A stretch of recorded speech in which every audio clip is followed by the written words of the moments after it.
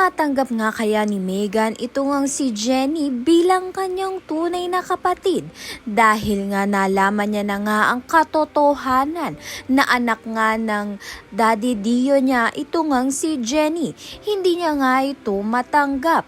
Subalit kinikailangan ngang harapin ni Megan ang katotohanan dahil kagrupo niya nga itong si Jenny sa Yumi. Samantalang galit na galit naman nga itong si Megan nang malaman nga niya na fan nga ni Dara at si Dara pa nga ang nagbayad sa basher nga sa nanggulo nga sa dito kay Jenny.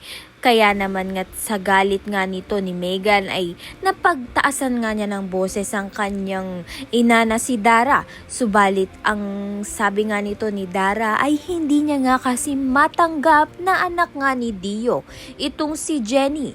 Siyang kinagulat naman nga nito ni Megan nang sabihin nga iyon nito ni Dara. Sa kabilang banda naman nga, nawala na nga ng trabaho ng tuluyan ito ngang si Perry dahil nga sa nasunog nga niya ang commissary kitchen nga nito ni Charis dahil nga may iniinda na nga siya sa kanyang pandinig. Kaya naman nga yan at iba pa ang dapat nating pakaabangan. Maraming salamat sa iyong panonood.